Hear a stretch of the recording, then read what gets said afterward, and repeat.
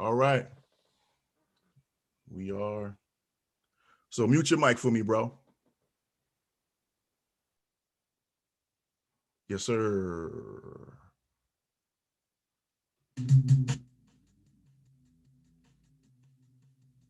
Yeah.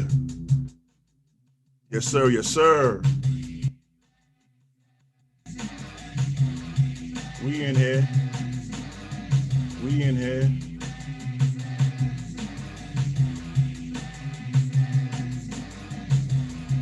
Ladies and gentlemen, I want to welcome y'all to the Oddkast podcast. My name is Gary Gnu, and tonight I want to bring on a special guest. Yeah. If you've been watching on IG and checking in with us for the last couple of days, you would know that we have none other than the punk rock, emo, rapper, hip hop dude, better known as Wade Wilson. Yeah. So I want y'all to enjoy this moment in time, you know what I mean, as we kick it about his new EP, Dystopian Daydream. Word. Talk about his music, his influences, and his whole, everything, man. How he moved from Trenton to Brooklyn, all of that. You know what I mean? So, yeah. I want to thank everybody that's been tapping in and tuning in. Hope everybody is having a good week. Like I said, shout out to my man. Early birthday shout out to my boy Ski Dad for his birthday. Actually, June 17th, but I'm going to give him a little shout out a little early, y'all. Word. So, yeah. All right, so ladies and gentlemen, help me bring on my man Wade Wilson to the Oddkast podcast.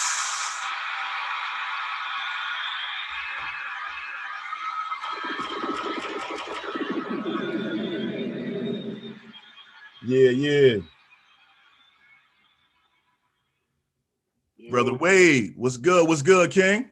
What's happening, yo? Chilling, man. Chilling. I'm chilling. Good to see you, man. Yeah, it's good to see you too. It's been a minute. Yeah, it's been a minute, Glad to have you on, man.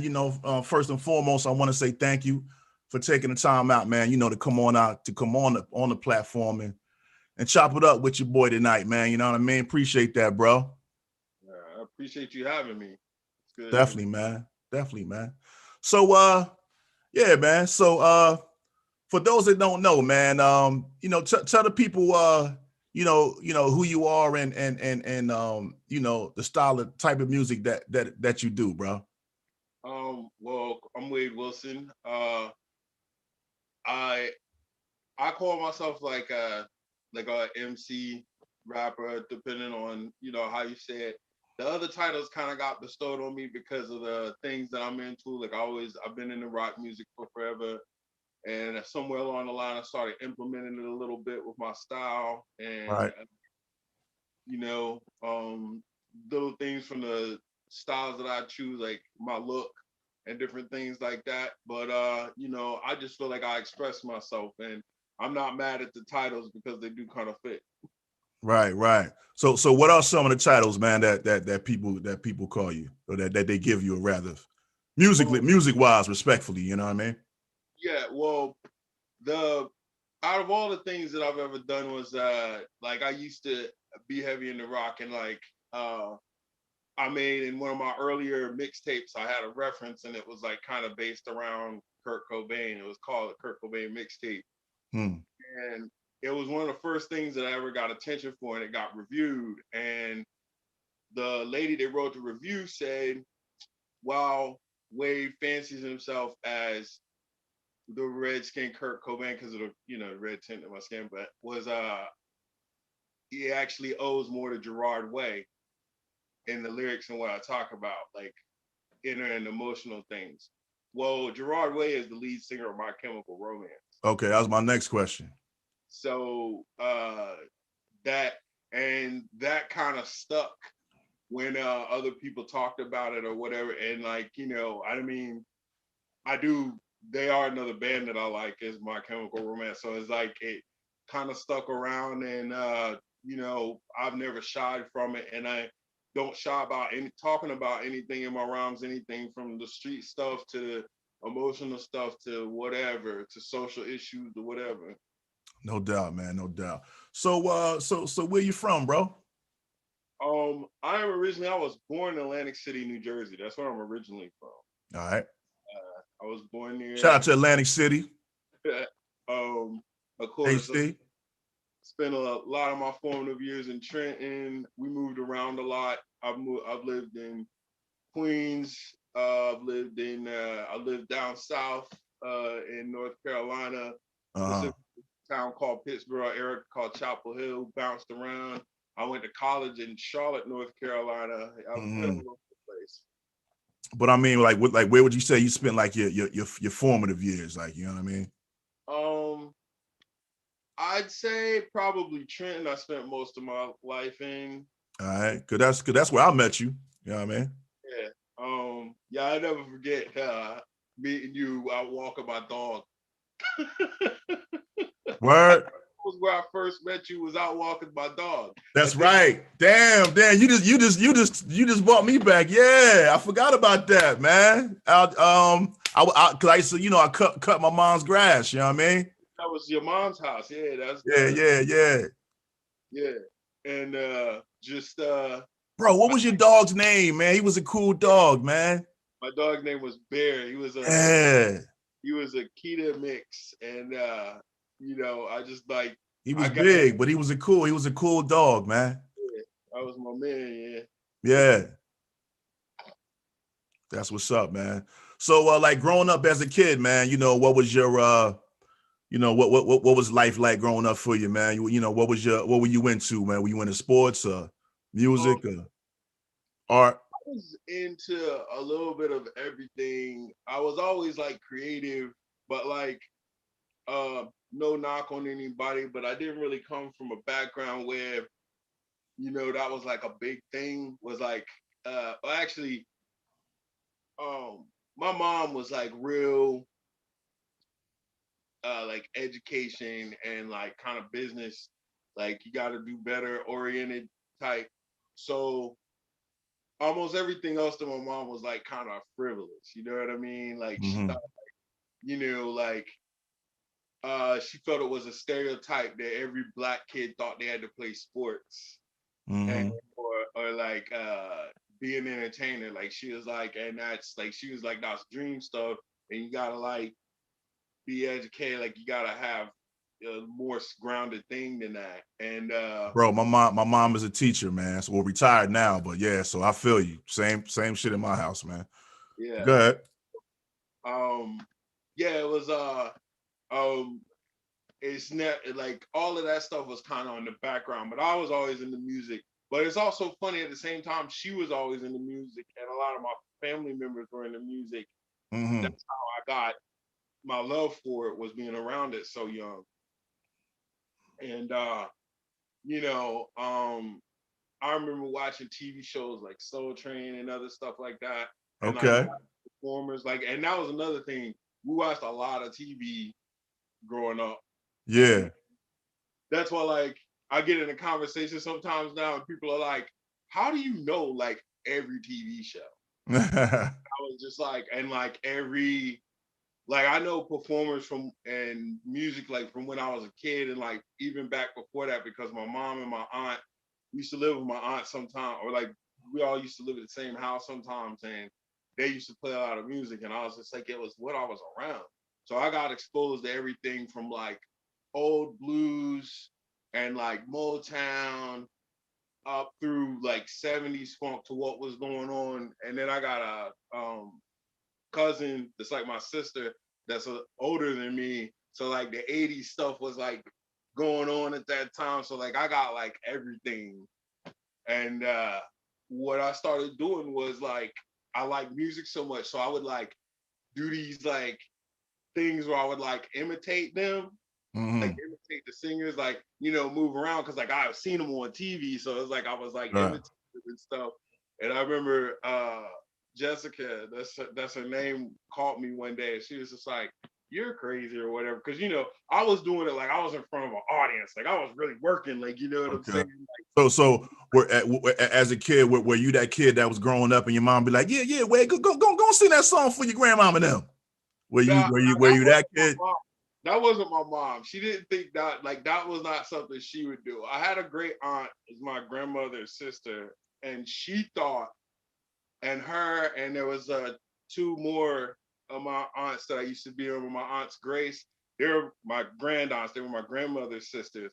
They were the ones that used to be like that. Like my aunt Evelyn, especially, she always used to get the biggest kick. She, like, if people were over her house and she had like this big living room, and like I would like slide across it, like or something, and be like, and like she would be like, oh, she's like, and she would like call, she's like, do James Brown for him, or she'd be like, do this person or whatever. Like I'm trying to think of other people. Like she'd be like, do Rick James or something like that, because I would know the stuff.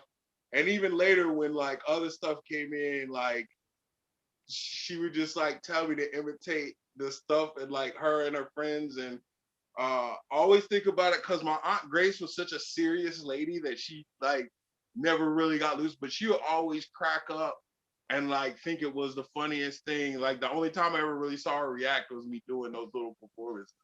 All right, that's what's up, man. So who were some of the bands that you listened to back then that really like that you paid attention to as a kid? You know what I mean? I mean, it's hard to pick one thing out. Like that's one of the hardest things it is to be like, where people be like, You name a few. You name a few of them. Well, when I was real little, it was like I was whatever they were listening to. So like with like them, it was like my mom was a huge Temptations fan. She was a huge Isaac Hayes fan. All right. My aunt Rita, she loved Teddy Pendergrass. That was her. That was one of her big ones. My grandmas, like I was talking about, they were all like, they loved James Brown. Like they just loved James Brown. Yeah, I mean, hey. And of course, Michael Jackson was just like the thing at the time. It was like the 80s or whatever. But like I'm saying, Jessica, she liked like you name like 80s mainstream shit, and she liked it. Like it was also, I mean, there's always a thing. Like I tell people, black or urban radio was a little different back in the day. You used to hear stuff that you wouldn't necessarily think. Because I was like, when I was a kid, Madonna was on the black radio station. Oh yeah. Like Lucky it's Star. Yeah, I was like, so it was like stuff like that. Lisa Cult Jam, all that different stuff. I heard all that shit growing up, and moving around. Like on my dad's side, I have three sisters. Well, two now. One of my sisters passed away. Rest in peace, Rose. But and two brothers, and like they like my brother had like a Bon Jovi poster. My brother Leon had a Bon Jovi poster, and I was like, "What is that all about?" And I like started like finding rock music a little bit, and then one of my aunts, like this is the thing that's crazy. You're gonna hear me mention mad people because I bounced around a lot of houses and stayed with a lot of family. All right. My aunt got MTV because back in the day, every market didn't have it. Right. But where she lived, they had it, and I remember being like that was like me seeing rock bands, like really seeing that for the first time, other than like somebody that maybe on like Soul Train or something was a one-off that was a little different. But I was like, yo, this is awesome. And there was like, I can't tell you what was the first thing that I got into, but I just knew a whole lot of old, like late 80s and going into the 90s, like rock music from MTV. All right. That's how. And then when I got into middle school, there was a kid that I was hanging out with, this Puerto Rican kid named Walter, and he was like a skateboarder. Mm-hmm. And I was like, yo, this is sick. And I used to think what he wore was sick. And like I slowly got to be his friend. And then he was just like, he used to always have his little headphones and stuff on. I used to be like, yo, what is you listening to all the time? And he put me on to this punk band. It was called Propaganda. And I thought it was called, the name of the album was called How to Clean Everything. And it was just so off the wall. I thought it was the coolest thing. And that's when that was my introduction. And then I kind of started getting into skate and like alt culture from there. But I was still a few years off from really going full in. But that was like my original world was like that. Yeah, no doubt. I feel you, man. That was back when I remember waiting to see Michael Jackson Thriller on MTV back in the day, man. Yeah, that's something I was telling somebody. I was like, it was crazy how things changed. I was like, now you can just instantly put in whatever video you want. I was like, I remember waiting to watch videos. Yeah, like they would play it like every top of the hour or something like that on MTV, and I would wait, man, for the whole hour, and I would watch. In between the hour though, I'm seeing Duran and Bon Jovi and everything, you know what I mean? All these NXS or whoever, you know what I mean? Yeah. And then boom, Thriller, you know what I mean? Yeah. But anyway, man, so when did you start getting into music, and you know, and what you know, when did like hip hop come into your life? Well, like I'm saying, I had a cousin, he went by the nickname was Boo, and he was a DJ, and sometimes he'd crash with us late and stuff, like, you know how it is, he was like a teenager and everybody has their issues with their parents.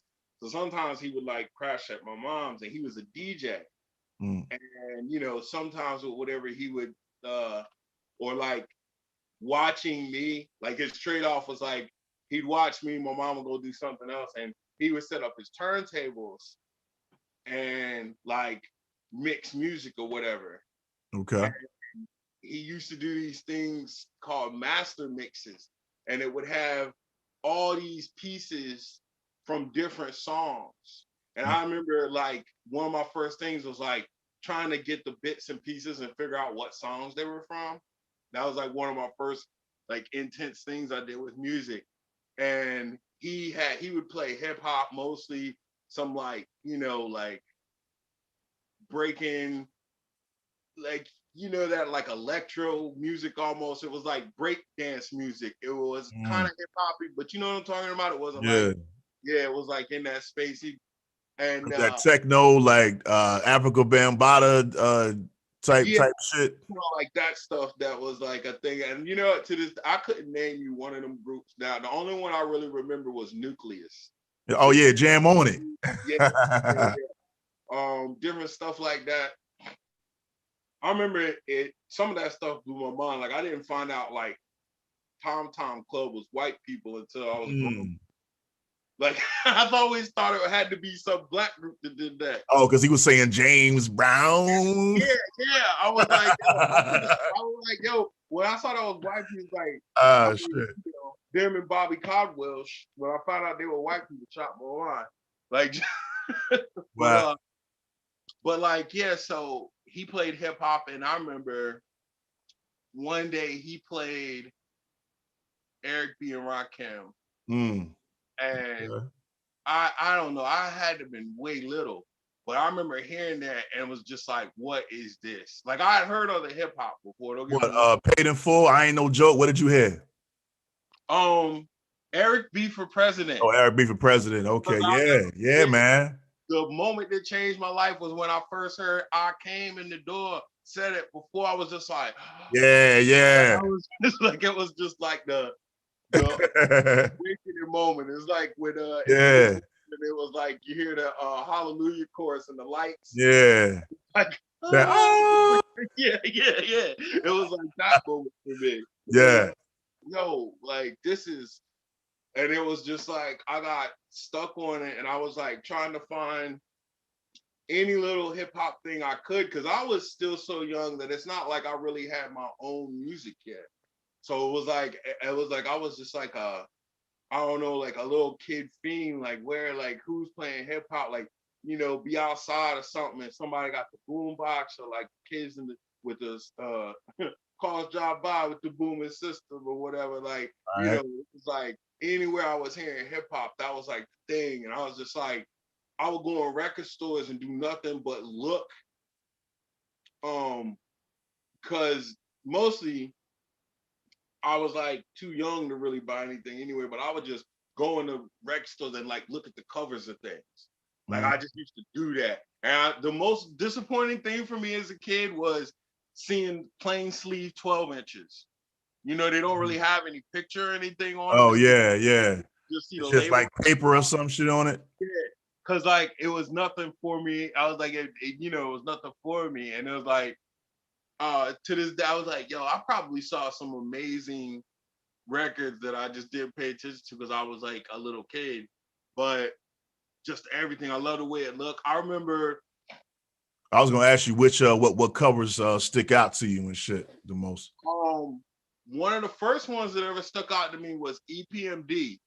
Mm. They were, I think that's Unfinished Business. They're on the cover, standing on like kind of standing, leaning on the cars, and they're like water, yeah, like just looking so like they was the toughest motherfuckers I ever seen. yeah, Like to me, like I mean, well, that I knew dudes that looked like that in the streets, but you know what I'm saying? That was just like, but they made it look so much cooler. Like yeah. you know what I'm saying? Like they was on some just other shit, and then like they had the cars. Like I was just like, damn, like that shit. Like I didn't know people that had like foreign cars and shit. You know what I'm saying? Where I'm from, I was like, so that was like, wow, damn, they got Volvos and shit. Like, uh, there was a Dana Dane record where he was on the cover wearing all this gold, and he had like a car in the background. I just thought that was real cool. And just to show you how little I was and disconnected, I didn't realize he was the same dude that I didn't realize Dana Dane was Dana Dane. Like I heard the songs like Nightmares and stuff, and I didn't know that because I had pictured just like this dude that raps sounding British must look a certain way.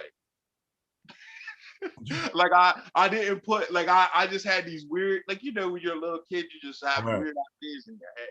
So like it took me like a couple years still to know that like, oh, Slick Rick. I was like, okay, so that's him. And then I was like, okay, so Dana Dane's kind of similar. Okay, like it was like on a couple years and growing up a little bit before I even like was really able to put together what I was looking at.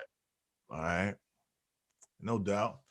So when did you start or realize that you wanted to take music serious and like become an artist and start becoming an MC? Well, I wanted to rap starting at 9 because we had talent shows at my school. Okay. And what I was going to do was do a song from a rapper that was already out. I can't remember exactly, but I think I was going to try to do a Fresh Prince song, something like that. And I had it was a teacher. She wasn't my teacher, but she was a teacher that was helping organize. It was a Black lady named Ms. Green. I'll never forget it. And she like made me do the song or whatever. And then she was like, how did you learn the song or whatever? And I was like, oh, it's a song. It's like on the radio and like on TV, whatever. She's like, so you don't even own this or whatever where you memorize it. I was like, no, I memorized it from TV and the radio. And then she was like, if you can do that, you can write your own song.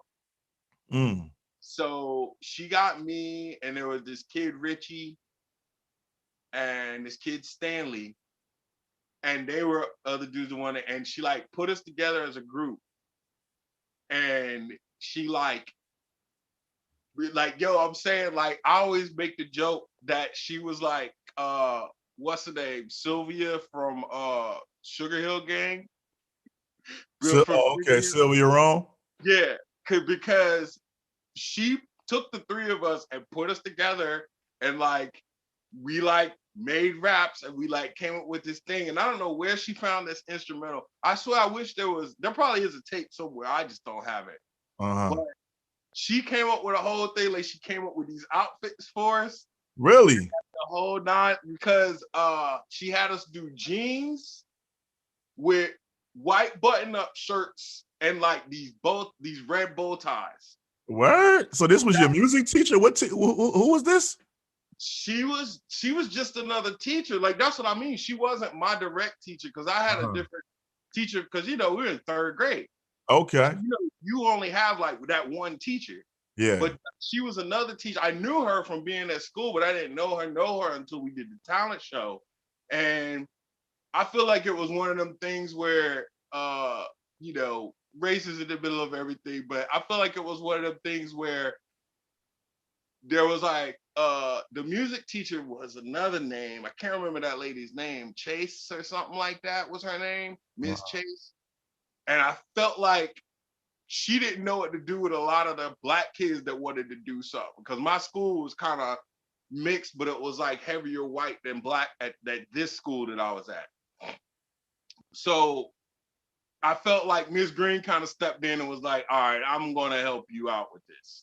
Okay. So, and I felt like Miss Chase or whatever, like the other lady, didn't know what to do with like the kids that wanted to rap and like some of that other stuff. And I felt like Miss Green was like, all right, let's make sure this gets done. And as soon as she heard me and she heard Richie, and I knew Richie, he was another kid that I knew from school. I was cool with him. I didn't know the kid Stanley, but she was just like, she just had a vision. When she saw each of us, I guess, try to do our talent show thing individually, she was like, all right, I got this. And like, she just had the vision in her head. She put us together. She gave us out what we were going to wear. And she's like, yo, she came up with the whole thing. Like, she's like, how we were going to step up to the mic, do the thing, and like how we was going to stand behind the other ones and the whole thing. Like, she came up with the whole thing. She had y'all singing or rapping? What were y'all doing? We were rapping. We each did like this verse. I guess it was probably because we were young, so it probably wasn't that long, like appropriate bars or anything. But it was just like, we was doing this whole thing, and she just put us together. But it was like, the only thing I can equate it to is kind of like, we was like half 80s rap and half 90s. with that look. But I'm saying, this lady's a teacher, so she was probably a little older. So in her head, she probably had half that like funky 4+1, where everybody's moving in the background like this, and then this one person come up and rap, and then it's like you move to the back, like Like, so it was like that, but we also kind of had that 90s look with like some Fresh Prince, because we had the jeans with the button up and shit, like, you know what I mean? Yeah. Like, but she came, that was her whole brainchild. She came, because we were kids, we didn't come up with it. Not too long ago, one of the last times I went to my mom's house down south, Jess had found the picture that somebody took at the talent show with us in the button ups. But it's the weirdest shit, looking back. But it worked. I mean, because like looking back, I'm like, damn, we actually look kind of fly with that. That's not, she knew what she was doing. Yeah, wow. So that's what started me off rapping, and I did other talent shows and stuff. But I can't say I got like really wanted to get serious until I got like in high school. I started really being like, yo, I want to be a rapper. And I was in like AP English and other stuff like that. Like I did pretty well in school. And it's like the classic story. I had a teacher in 10th grade, Miss Walston, can't forget her. And like another kid I know went to high school with her friends on Facebook. And I remember posting that one day, and he said it. He was like, because she was like, she's like, what do you think you're gonna do when you grow up? I said, I wanted to be a rapper. She said, well, you can't be a rapper. That's not a real job. And, what they all say. He chimed in and he was like, yo, I actually remember this. He was like, it's crazy he was like, no, I was like, because I remember this was like a whole thing. He's like, I remember you being upset and everything. You're like, how you gonna tell me I can't be a rapper and everything? I was like, he actually remembered more details of the conversation than I did, because it was like, you know, it was like one of them teacher confrontation things where she was like gonna be big and bad and be like, man, well, what do you think you're gonna do with your life, or like whatever. Like, I'm gonna be a rapper, like, or whatever, you know. Yeah. Classic. Like I'm saying, classic story. I feel like everybody that's a performer has some story like that where somebody's like, you can't do this or that. Right. So when you said that, was that the spark that really motivated you to say, you know what, fuck it, man, I'm really about to do this now? Well, it was one of them. I have a lot of those moments over the years where I kept kicking back, and you know, I've been like, you know, get a little older and be like, this is like little kid shit. Like, you know, you can't really, and everything from girlfriends telling me that, like, oh, you got to grow up, this, you know, this music shit isn't a life, and fucking, like, I've been through all kinds of shit.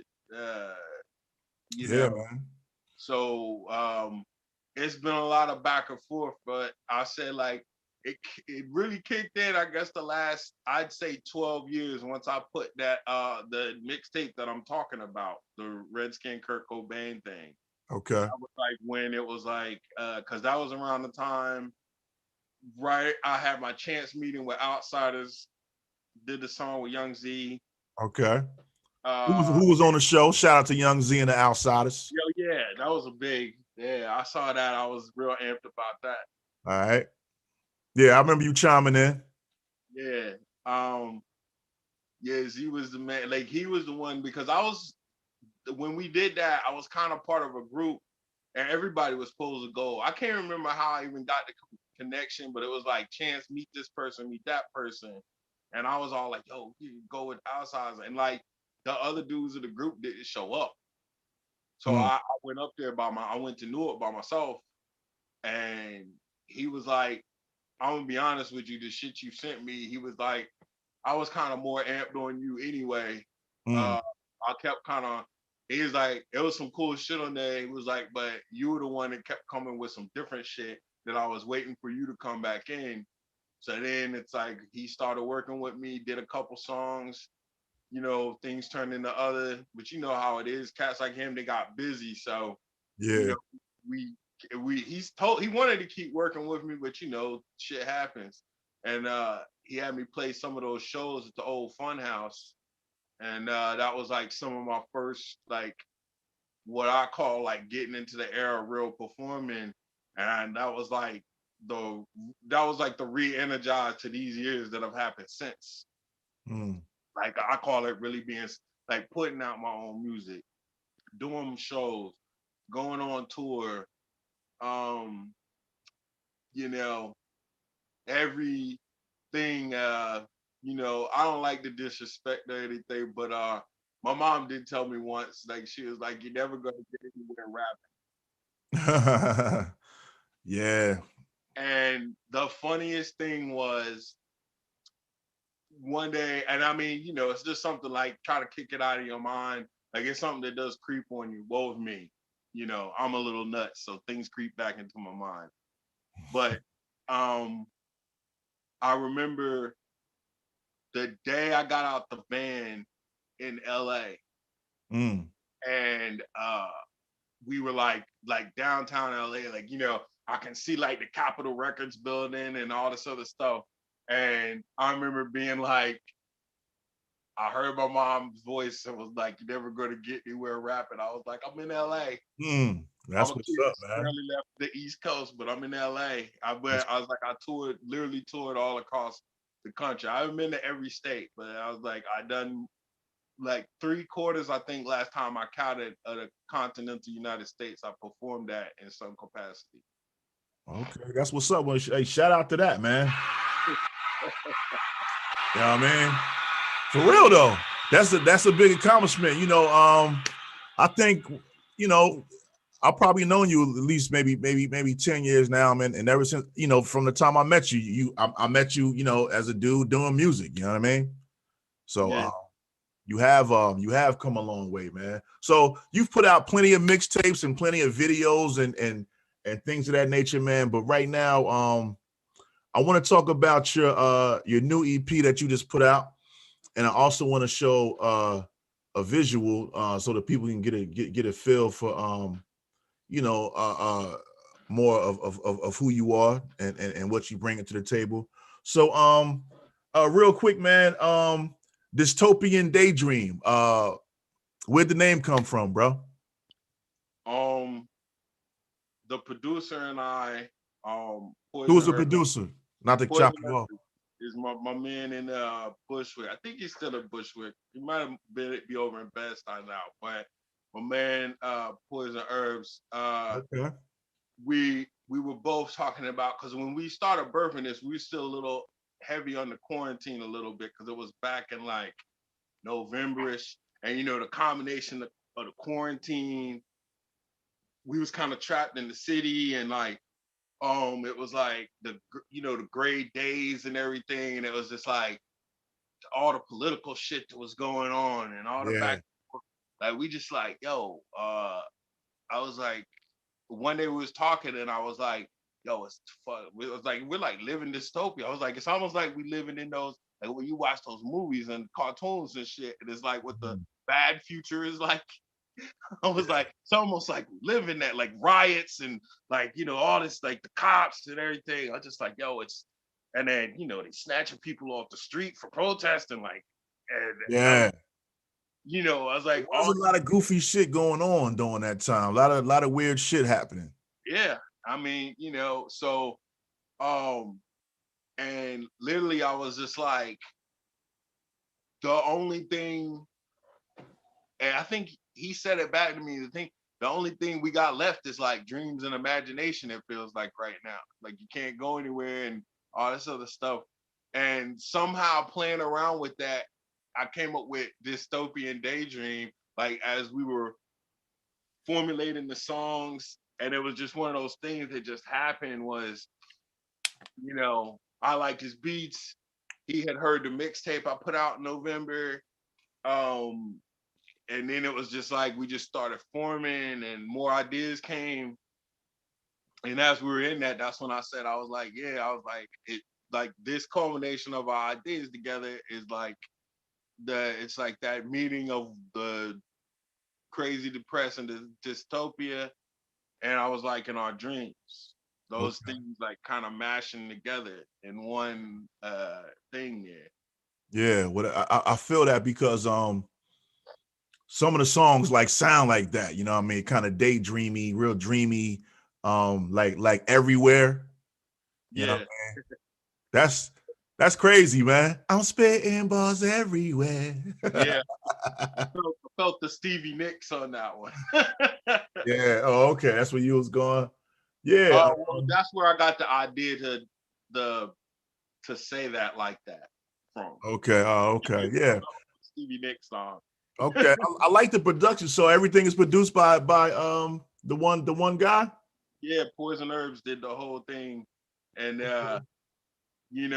it was like a testament. Like it was also the juice that I needed, because he posted about it one time and he said, I literally was creating these beats and I didn't know what they were for. And he's like, and I didn't know if they fit with anybody I worked with at the time. He's like, and then I met Wade. And it was like, and it was like, and it just, I Yeah, was, I can see that. you know, Um, 1976, man. That's another banger on there. I like. Who's the MC that you had? Who's the guy you have featured on that? that is my man Caviar. And he is bonkers. Like that's my dude. Um, I hate he's not as active as he once was. Mm-hmm. I feel he's gonna come back. He was just like, I'm falling back for a minute. I hate when people say that, by the way, like, because like, you know, inertia. A Mm-hmm. body at rest tends to stay at rest, man. I'm like, yo, even if you do your That's bits a and fact. pieces, but like, he came through. We had been talking about doing something, and then he was like, well, look, just let me know. He's like, I'm there. He's like, I love what you're doing.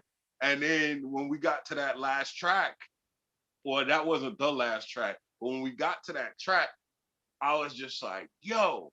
And we were sending tracks back and forth, like, yo, what you think of this? And Caviar would send me something. I was like, yeah, this is dope. And then I sent him that, and he was like, yo, this crazy. And after he said it was crazy, I was like, how would you like to jump on that track? And he didn't respond for like a day. And I was like, huh. I was like, I wonder, I was like, did he not like the track, or was he like insulted that I asked him to be on the track? And then he texted me and was like, oh, he was like, damn, I started writing bars immediately. I forgot to get back to you. Yeah, y'all blazed that. That's pretty much how that scenario worked out for it. Yeah, you said something like I got to get my Richard Roundtree on that joint. Yeah, because it did have like that 70s pimpish kind of feel to it. You know what I mean? Yeah, that's what I was talking about. That's why I was like coming with that. I talk a lot of shit and I can back it up. It felt like that cocky, like, black exploitation attitude. You know what I'm saying? Yeah. Coming with it. No doubt. Don't forget to like that or hit that like button, man, to everybody that's watching right now, man, on the Oddkast podcast. Like I said, you're tuning in with my man, Wade Wilson, you know what I mean? And we're talking about that new EP that he just put out, Dystopian Daydream. Odelay, is that a single? That was kind of the first single. I like that, man. I like that joint, man. That song was done first. Is also why that ended up being the single. Is that it was like I had done the mixtape dropped in the Wadrick Vaughn mixtape dropped in November, and I had gotten a little bit of run off it and some attention, and that's So I'm not to cut your wisdom, man, but what does that mean though? What is Odelay? What's the what I mean? Where the reference comes from in the song, I say, Matador Life Odelay, because like how a Matador does like this, and it's like the bull charges at it. Yeah, it's like a metaphor for me charging at life. Basically, it was like so it's like or you can reverse it the other way and say life charging at me, and I just like moving with it like a Matador does. It's like that relationship of charging and moving out the way, making you move, like, you know what I'm saying, being smooth around the charge. Okay, I got you. Yeah, you got a lot of bars, man. You know what I mean? Black Album, what more can I say? You know what I mean? Yeah. It's like just, like I said, I told you respectfully, kind of reminded me of Dell a little bit. You know what I mean? The flow. That's a metaphor. That's a comparison. Excuse me. I do get a lot. Yeah. Oh, he's nice though. You know what I mean? That's not a bad thing. It's Saddam Street, Sidham Street. Oh yeah, Saddam Street. It's Saddam Street. It's a street that's right over here in Bushwick, and it was like there was like a rainy day. Started writing that rhyme in my head. Literally, it was like a rainy day, like gloomy, like or whatever. And I was walking back here to that house from I forgot where I was even going, and it was like and so I was just thinking to myself, I was like, man, days like these, I ain't even screaming death to my enemies. It's like, it just came, like, I'm not mad at the same shit I was mad at before. And I was like, it's like a different mindset now.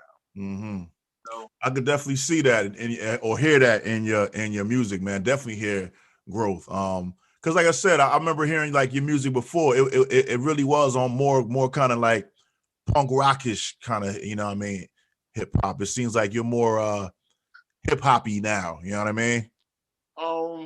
There's like a balance and growth that comes with everything, and I developed in a lot of ways.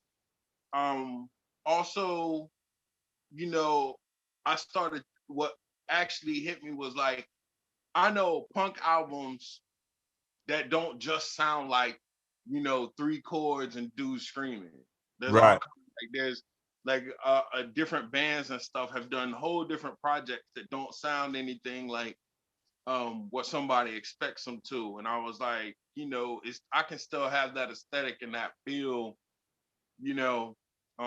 and talk about different things. And the writing myself is, I approached writing differently than I used to. So I can see that, man. Well, just differently, period. You got a unique style. You know what I mean? The way you put it down. You know what I mean? yeah, I appreciate that. Yeah, man. So you were saying aesthetics, man. Let's go into this Forest Fires video real quick. So Forest Fires is not on the EP. Where's that? Well, that original track is on my EP my album called Revenge of the Nerd. It's on Bandcamp. Oh, I remember that. I remember that joint, man. I think you gave me that CD at Art All Night or something like that, right? Yeah. That was like the earlier version. There's been some edits and changes and some stuff I had to get rid of because of let's just call it legal reasons. Oh, okay.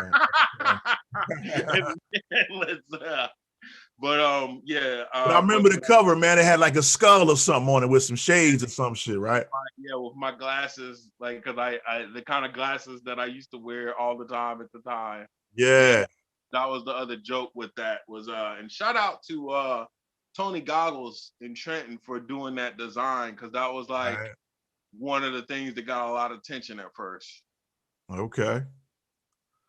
So let's go into this video here, man. Before I show it, man, talk about Forest Fires, man, because it looks like you're sitting on a rooftop in Brooklyn on a tiny desk. So NPR, National Public Radio, has their music side has a contest called Tiny Desk. Okay. And, there was they had certain criteria you had to meet to do it, and one of them was have a tiny desk in the video.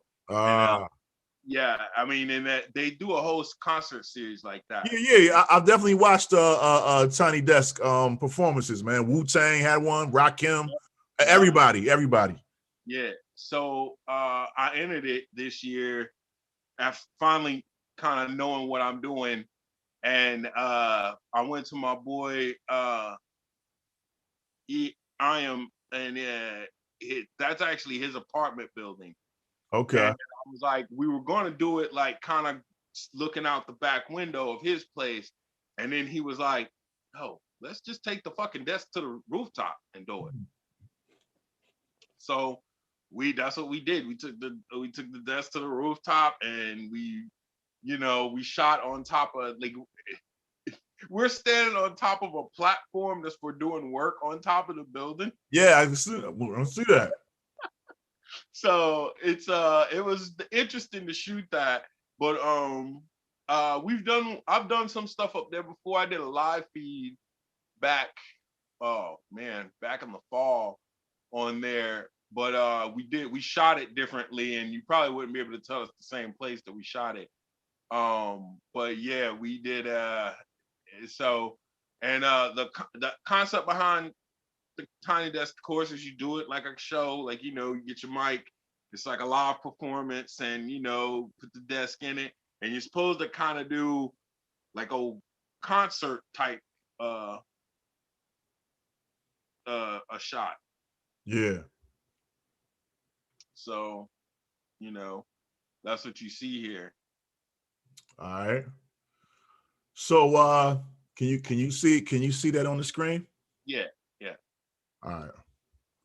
So, ladies and gentlemen, without further ado, I'm going to show Wade Wilson's Tiny Desk video for a joint called Forest Fires. All right. Here we go.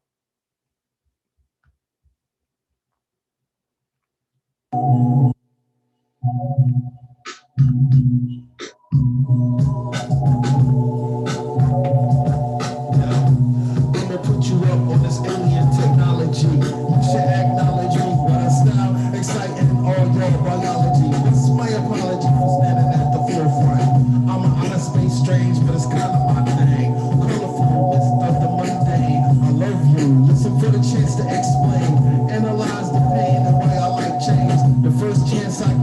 Molly getting up crazy, mother effer, yes. Nuts planners fresh, flying out the cuckoo's nest. Chloe's back with straight jacket. Okay, safe fit sex method, yet when I run me on the chest, landed on the neck. Microphone check, yup, yup, yup. And anybody trying to block, never try for the jets. The rock star, look at our city. Outlandish, sickness, sometimes they dig me. Just to get busy, making rumors go dizzy. Little Skywalker course, barely understand it. Gotta use the force. I was smoking Newports on the porch, and now I light my blunts off Olympic torch. Style hot enough to scorch. Introduce you to the game like a new sport. Homie, what's your whip? I'm about to teleport. Yo, I'm getting even higher every time I blaze trees like a forest fire. I'm getting even higher every time I blaze trees like a forest fire.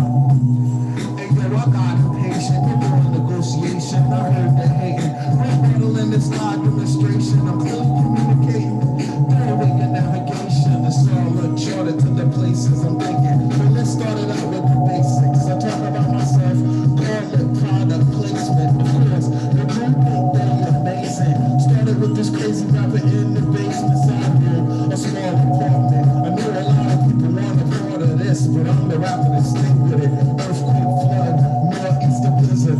Now I just want to kick it, had the ladies come kill it. Chilling with my no dice homies, and every rapper knows the story.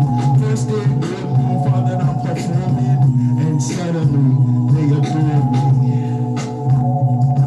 Yo, I'm getting even higher every time I blaze trees like a forest fire. I'm getting even higher every time I blaze trees like a forest fire. Yeah, and I make bombs up like MacGyver. I'm even flyer, these cloud kicker with it. How you figure out? Like a forest fire. And remember, only you can prevent forest fires. So put your green out when you finish.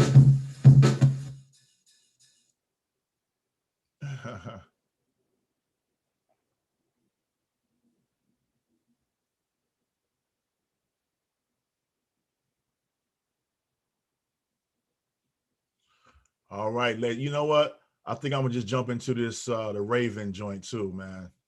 Just so y'all can get a feel. You know what I mean? It's the return of the Raven. Yeah, yeah. Let's get strange. Wilson changed the D-Way. Display my disdain for B-brains. Get hit, Splash Thompson from B-range. I'm D-range. Argument reframe. My people couple generations from being hanged. So things rearranged. Hard to have faith in political campaigns. It's just fame.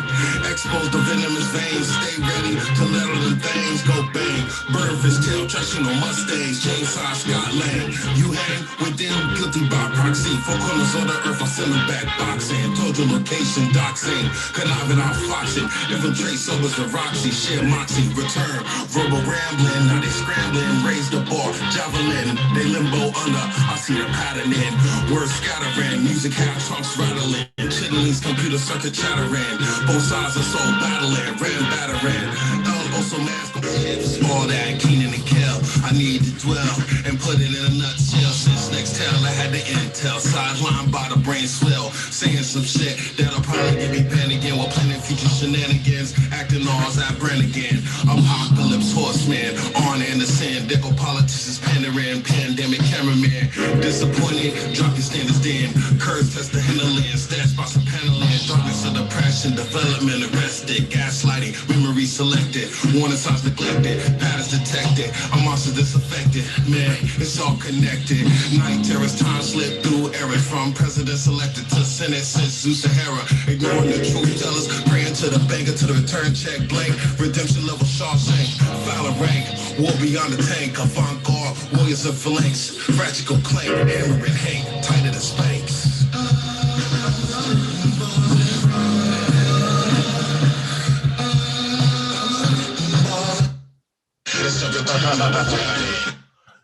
All right, y'all, ladies and gentlemen.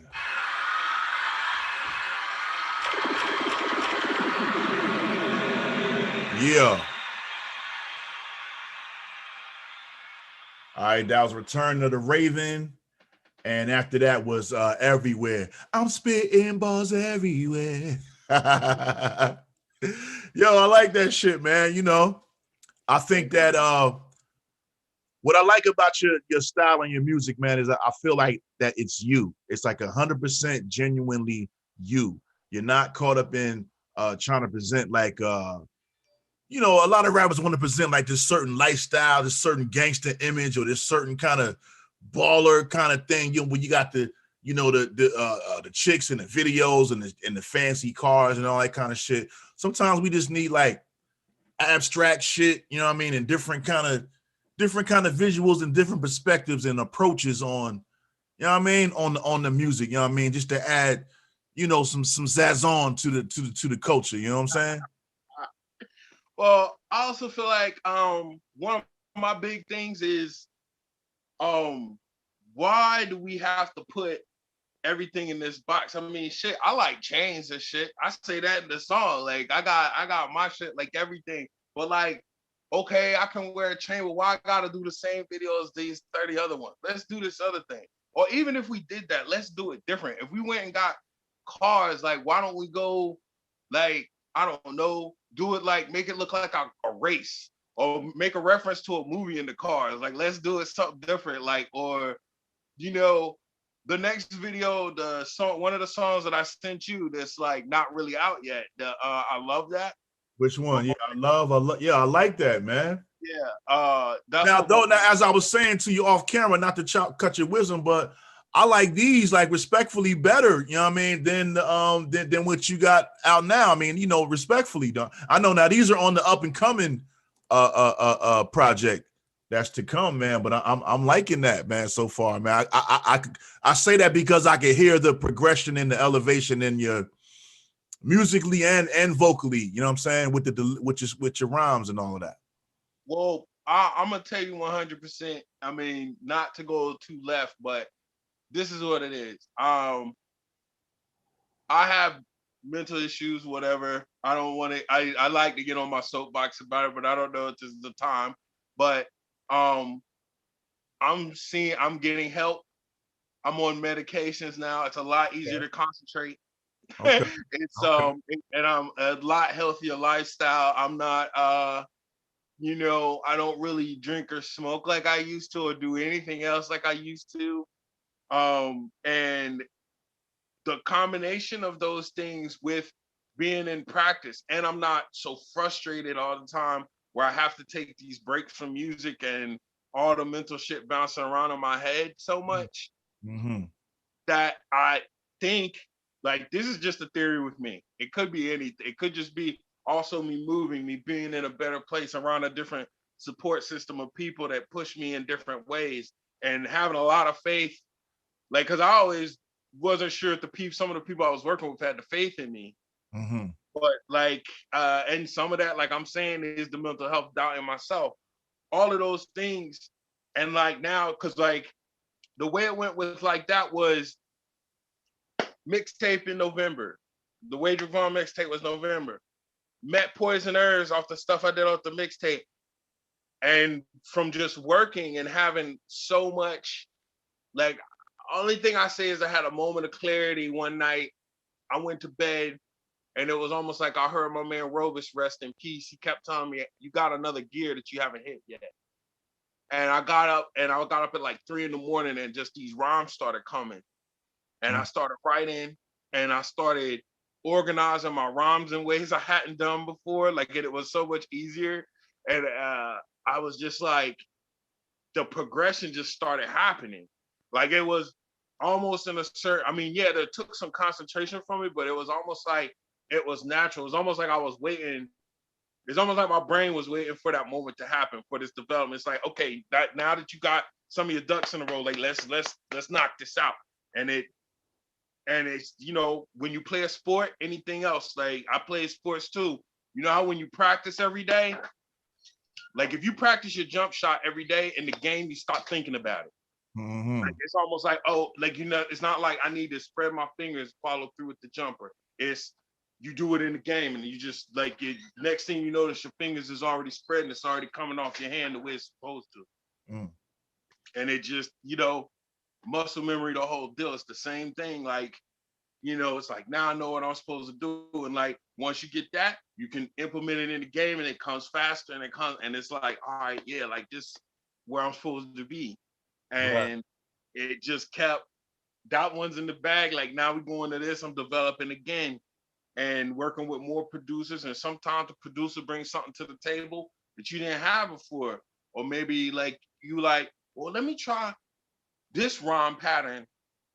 Let me try this rhyme pattern with these now. Or, you get in there and like, next thing you know, it's like, I can say this the same way I said the other 200 rhymes, but why don't I do it? Or like, I can see how I can say this different to this beat and get in the groove a different way. When you said rhyme patterns, you know what? I also thought of Cool Keith is another person that I would say in comparison to, what I mean, to you. That is my man. I opened for him at South by Southwest. Oh, really? Okay. And that dude, yo, he was so funny. Like I loved him. Like I've hung out with a few rappers, but I loved him because like his reactions to things is the funny. Like you don't really get this if you're not around him, I guess, or like maybe in some interviews he might do it, but like he was like, yo, wait, he was like your socks. He was like, yo, he was like this. He's like, you're killing me. Like, yo, he was like, and like when he first met me, I had the Mets, like, because it was kind of cool. I had the Mets windbreaker on it. He was like, you like the Mets? And I was like, yeah, that's my squad. He's like, wait a minute. And like all I did was say 2 words, and he was like, wait a minute. He's like, you from the East Coast? And I was like, yeah. He was like, all right. And I was like, yeah, I'm from Jersey, like at this thing. And then he was like, but you stay out there? He's like, you out here? And like, you guys were in LA at the time? This is in South by Southwest at Austin. Oh, I'm sorry.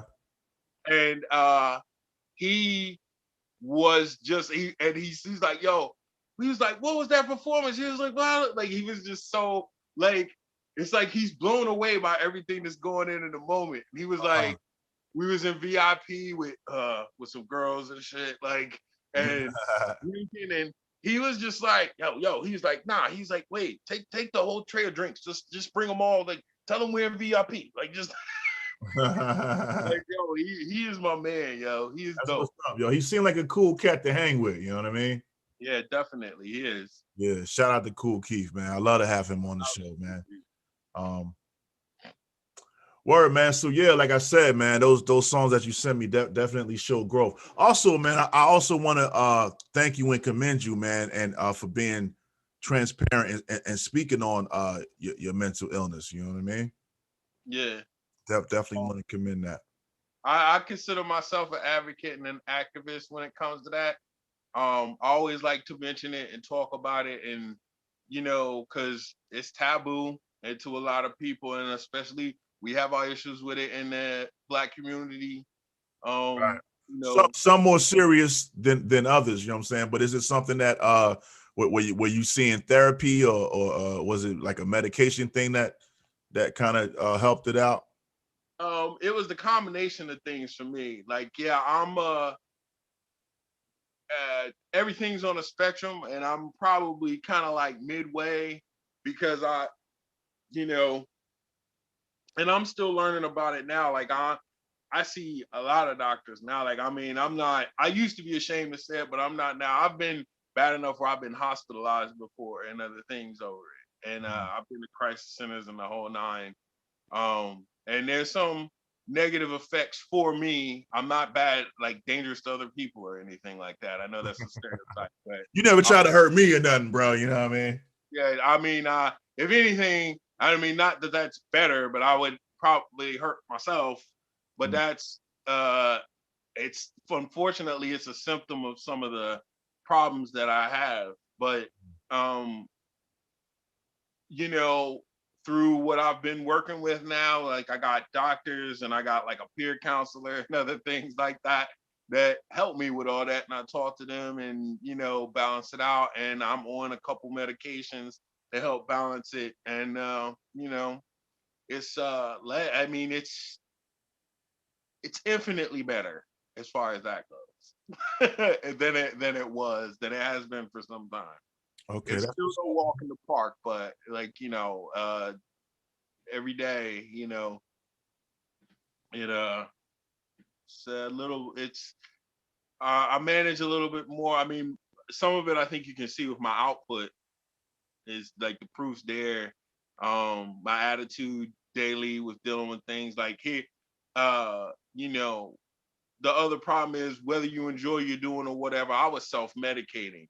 Like Mm, before, I wouldn't be able to do this show unless I was like having like drinks almost during, like almost be loaded before I do the show to keep myself on an even kill uh-huh. to do these things. Like I watch some of my old shows now and I'm borderline embarrassed at how loaded I had to be to get through it. Uh, Mm, but my performances were still good, so there's that. But dealing with people and some of the other stuff I was not doing so great with, and some of my interviews or different things, I can tell I was a little drunk there. So yeah. that's not always a positive thing. Well, that's what's up, man. It sounds like you're in a better place mentally. You know what I mean? So you're saying like from the EP, from this I'm sorry, from Dystopian Daydream to what you're working on now. You're saying during that time, this is when you were kind of feeling the mentally. You know what I mean? Oh yeah, I mean, like I'm In saying, a that place. started back with finishing the mixtape. I started seeing help and everything, but it takes some time. Put it this way: by the time we hit and started, and like March hit, and we were putting out the EP, it was like things started rolling. Like once the EP came out, more producers came into play. I Yeah. was feeling better. My doctors know what I do with music and other stuff like that, and they were like, "Yeah, this is," you know, and I was explaining to them what happened. It's also about you being honest with yourself and other people. Uh, Like I was like, this was happening before, this is happening now. Like they're like, yeah, well, you're working your way through it. And then it was like production stepped up. I started feeling more positive about it. And it also, allowed me, like all those videos that you just saw, the two back to back right there, the Raven and Raven Everywhere. and everywhere. Okay. I shot and edited those myself. Mm-hmm. Okay. I have enough concentration and ability to do things like that now. A lot of the people see of me, I shoot myself, I edit myself. I mean, I had those skills anyway, but it was like I could never it was all like so frustrated and so crazy for me, but I'm in a place I could do that now. You know Uh, what I mean? that's what's up. I can see that, man. I can see that. So what could we expect in the future from with this new joint you coming out? Do you have a name for it yet, or So right now we are in the mixing and finishing stage on I got a producer from Serbia, from Belgrade, Serbia. really? His name's Kiza, Kiza. Okay. He's worked with some people. He's worked with a couple names. He's done some stuff with even the Outsiders. So how And did y'all meet? Like online or some shit? Like, you know what I mean? yeah, actually online, he hits me up one day out of nowhere, and he was like, "Yo, I heard somehow, cause like I'm all over the place online. I don't know, like people can see my stuff all over the place. Like, and especially like you start getting in the Twitter world and you never know who you bounce into out there. Right. Okay. That's the most wide open space out there is Twitter. Twitter. I don't really fuck with Twitter, man. I kind of stay on IG, man. I But go mean, ahead. Instagram is good too. Don't get me wrong, but like the craziest thing about Twitter is like I've met people. Um, I mean, I don't want to get too crazy or like sound too shrouded in secrecy, but I got another producer that I found through working on. You never know. Put it this way: you never know who's going to find you on Twitter, and it's worldwide, and it could be the littlest thing, and the next thing it's like crazy easy to kind of go semi-viral on Twitter. because that's kind of what happened to me. I ran into a couple people on there, and next thing I know, one of the music things I sent out had like almost 1,000 people watch it. So I don't know, and I don't know who those people are. Like I can't go see every single person, but I know a lot of people listen to it and stuff. And Kizza was I think he might have been one of the people that found it that day. And he said from there, he looked up he went to my bio thing. I got a link tree where you can find all my music almost anywhere. And he said he just started listening. And he was like, yo, he's like, there's no way that there's not like 1,000 people knocking on this dude's door. Right. And I was like, no, I was like, actually, I was like, I haven't committed to another project yet. And then he was like, yo, I was like, I'm getting a package together to send you a beats. And then right after that, and then like I said, working here in Brooklyn, my man, shout out to my man, Blitz BK. He produced that another joint that I got, the No Way Back joint. Yeah, okay. I put a snippet of that out to whet people's appetites for that. And then the dude Kizza is the other track that I sent you, the Lifetime. That's a preview of that's what's coming. That's the project that's about to drop soon. Now that is called Chop House. I'm playing No Way, just No Way Back, right? Yeah, that's my man, Blitz BK. I wanted off the path, yet there's no way back. I wish I bring my aunties back. Hey yo, I go to work, slanted out slash hurt. Some cats can get murked, once the rest can go berserk. All right, that's it. That's all, man. I mean to disrespect it. You know what I mean? Play something. We gave them snippets of that just to get the whet the appetites for that one. But yeah. And me, Blitz, I'm on another song with him that is like produced by him and Poison Herbs. Like I got my little crew here in BK, you know what I'm saying? But the Kizza thing was like, he was just like, he became a fan of me, and he's got some production for some rappers that you might have heard of under his belt. Oh yeah. And after people start finding out I was working with him, I got, like I'm saying, I don't want to name drop yet, but and not sounding too shrouded in secrecy or nothing, but another producer that has produced for MOP and PD Crack has picked me up, and we're going to do an EP next after Chop House is done. I'm going right into working on that project. I'm still not going to name drop that just yet, but I just want to perk people's ears up that somebody that's worked with people like that thought I was dope enough to do an EP with. So that's shout out to that, brother. Shout out to man. Listen, I gotta give people their flowers, man. Like, what you do is not an easy thing, man, to make your way in this music industry, man. You know what I mean? So listen, man, you doing big things, and I'm happy for you, man. You know what I mean? For real. Not to cut you off though, bro. Oh, by the way, King Dom, shout out to King Dom, man. He gave you a shout out. King Dom is the dude. On the chat real quick, you know what I mean? Yeah, he is the dude. Yeah.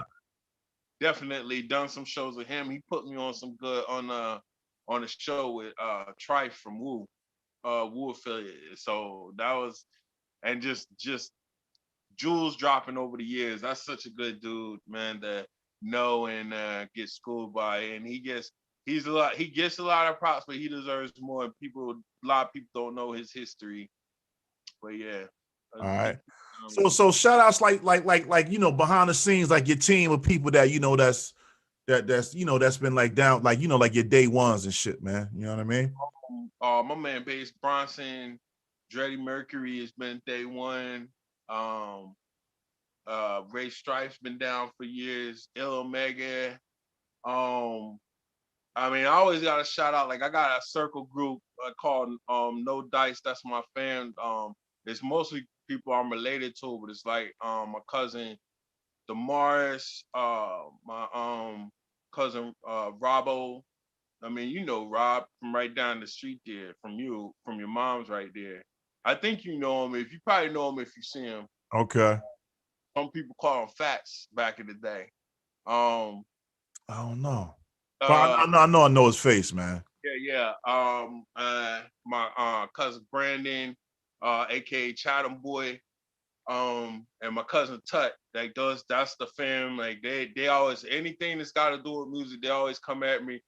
I never forget Chatham Boy. One of the times when I was putting out music and I wasn't sure about putting the album out, my man Cuzzo was about to swing on. Like we was in his car listening to it, and I wasn't sure about putting this out. And he was like, "Look, let me tell you right now, when we get out this car, before we get out this car, if you don't tell me you're gonna put this music out," he was like, "We're gonna have to scuffle."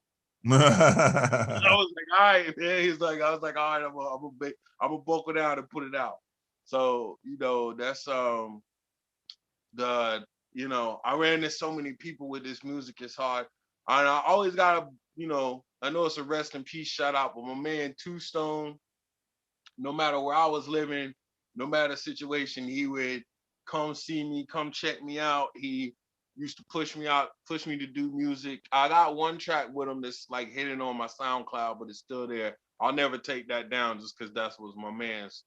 Um, even though it's kind of dated or whatever now, but I'll never take it down out of my man. RIP for my man. My homegirl, Just Distress, she was one of the people that helped me get on and book that tour to LA because some people had dropped off the tour, and she was like, and I was thinking about canceling or not going or just letting other people go, and she was like, if you do not finish booking and go out and get on this tour, she's like, you're gonna regret it forever. That's And real shit. That's real shit. She was like my tour man. She ended up going on the tour, but she was like the tour manager and helped us. Like I'm talking about, she was tour manager. Like when people got tired and other things, she jumped up, was like, I'll drop the van for the next however many hours. She's like, we getting to the next city. Right. When we was at shows and people was acting shady with the money, she was like, okay, who's handling the money? And she just used to be like, she'd be like, come stand behind me. Cause this is a little Jersey girl, like 5 foot something, but she backed down a whole bar of people in Milwaukee. I'll tell you that. Like they didn't want no parts of her. Like when she started talking like that, she was like, all right, she's like, yo, we will turn this motherfucker out. Like hey, you need people like that on your team, man. You need people like that behind you, man. She made sure we got paid. She made sure people was doing what they were supposed to do. Like, yeah. So, rest in peace. Shout out to her. So, yeah, it got done. Man, that's what's up, man. So now that things are opening up, man, can the people expect to see you performing anywhere in the future? Yeah, those festivals and shit. Yeah, that's the next move. As I finish this next project and we go into the next one, it's gonna be booking is gonna be the next hurdle. I mean, I'm in talks with a lot of people right now to try to make connections. I've got some friends that ended up in like, man, look, the only way I can explain it to you is the music business is bananas. Sometimes you gotta shake hand with this dude, and this dude don't like that dude, but you gotta shake hands with this dude and be like, I gotta do this business with you. And then you gotta turn around and shake hands with the dude that he don't like and be like, I gotta do this business with you. And your problems are between each other, not me. And it's like, it's like, this guy works for this label, but he's my man's. And he's like, I'll do this part of this for you, but I can't do this because that deals with the other label. And like, or, this management dude works for these people. Like it's, you got, it's a lot of, people are not kidding when they say that this game has a lot of politics in it. That's not exaggeration. And that goes in a lot of directions, the way the politics could be. It could be, this dude is homophobic, so nobody over here wants to do these jobs with him. This dude, like, I've seen people that are straight out racist and anti-Semitic have nothing but Black and Jewish people on their label. It makes no sense. It's like, well, I mean, it does make sense because, they may not like them as people, but if they make them money. Making them money, exactly. It's all about the dollar. I mean, I've had artists say straight to me, they know that the people that they're doing the business for are whatever, even though they are that thing, anything from their race to their gender to their whatever. Yeah. But they're like, they sign the checks. Like, I mean, they got the power, and it was like, hopefully we get to a day where they won't, and those of us who are in those other positions, but we're not there just yet. So it sucks, but we got to do what we all got to do. No doubt, man. So, yo, man, what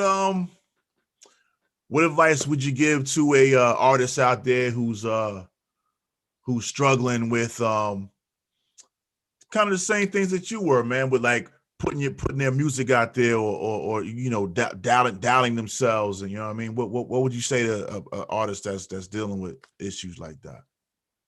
I know this might sound goofy or like maybe even cliche, but there's somebody, because I used to think that too, because being different, but also I run into people I'm friends with even that their music is crazy to me. I might even appreciate it for what it is, but I'm just like, I'll even be like, yo, I can't. I mean, but there's an audience for them. Yo, and I listen to so much music, and I'm exposed to so many things. I mean, there's literally a genre called noise music. Really? There's a genre called noise, and it's So sometimes the music sounds exactly what the name is, sound like some damn noise. Yeah, I mean, I'll tell you 100%. Some of it's better than others, right? Okay. Because only thing here's the easiest way for me to equate it. You know how Public Enemy, right? Some of the stuff that they made was just all these sounds, but Right. they made it come together cohesive, so it created something, right? Right. And you could get the feel out of it, but it was like a whole bunch of sound. That's what some of the noise music is like. There's a bunch of stuff going on, but you get a thing out of it. Okay. Well, some of it I've heard just seems like it's just a dude hitting his hand on the instrument, whatever. Really? And I mean, I don't diss any of it, because there's like, art is a lot of different things. Like some people used to say graffiti wasn't art, but it is. You know what I mean? Oh, hell yeah. So everything, there's probably an audience for it. You just got to get out there and there's a dude, Ed Holly, over in Queens. It's my man. I met him like 3-4 years ago when I played 3 years ago when I played Queens. Okay. After my set, he pulled me to the side and he goes, Wade, you need to find 1 million fans. And I was like, doesn't everybody? He was like, yeah. He was like, everybody wants to find it. He's like, but I'm telling you, you need to go. He's like, that's your problem. He was like, you're not finding your people yet. Start finding your people. And he was like, and you're going to go to a whole new place. So hopefully, with my fingers crossed, I'm starting to find my people, because I mean, I get compliments that I never thought I'd hear. Like on Twitter, I had a couple people be like, yo, this dude is on a whole nother level. And I was like, whoa. I don't even know if I'm ready for those type of compliments yet.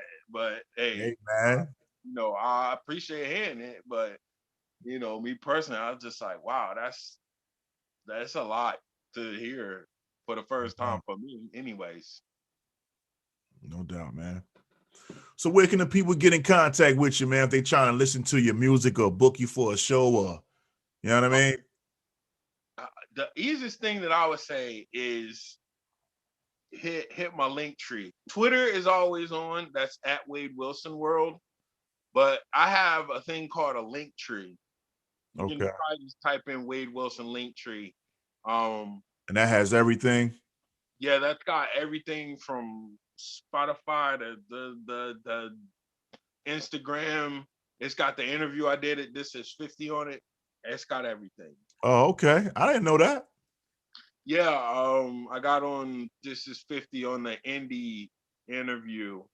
That was like maybe a month ago now. Okay. That's a highlight, man. That's major, man. Yeah, that's why one of my friends was like, you need to put that on the thing on it.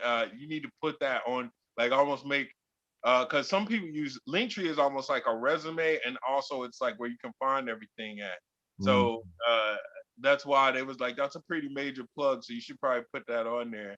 And what was fun for me was, I guess enough people like they list it, but it's also got how many people sees it. Oh, So okay. I was on the first page of the indie page because it's like indies and like a lot of reporters cover it. Uh-huh. But I was on my brag is that I was on the indie front page for 2 days. That's like my brag about it. Like I was man. Every moment counts, man. Enough people saw it that I was on the first page of the This Is 50 Indies for like 2 days. So it was like it took a while before I moved all the way to the second pages and stuff. So that's like my brag about that. No doubt, man. So yeah, man. I want you to know that, bro. Anytime you want to promote a project or just come on the show and kick it, man.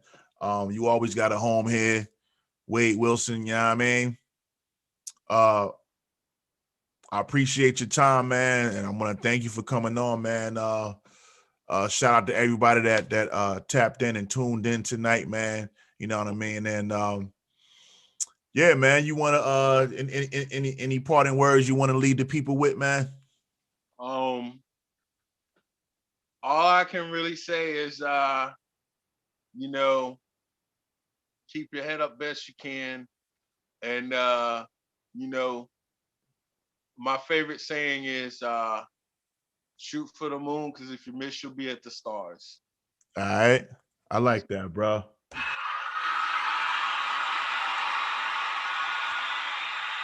Wade, man. It was a pleasure, bro. Pleasure having you on, man. It's been a long time coming, man. Like I said, man, you're always welcome to come back anytime, man. You always got a home on the podcast, brother. So, I want to thank everybody for watching, and tune in next week. You know what I mean? We always gonna keep bringing y'all that dope content, man. Don't forget to smash that like button. Don't forget to leave a comment. You know what I mean? Subscribe to this man. Appreciate that, man. And shout out to my man T Nitty, man, on the moderation, man. You know what I mean? A lot of the devil was busy tonight, man. If I could say, man. You know what I mean? So yeah, man. So all right, Wade, I'm gonna holler at you, man. But stay on the line, man. But I'm about to disconnect this live, y'all. But we out, y'all. Salute to everybody. Peace.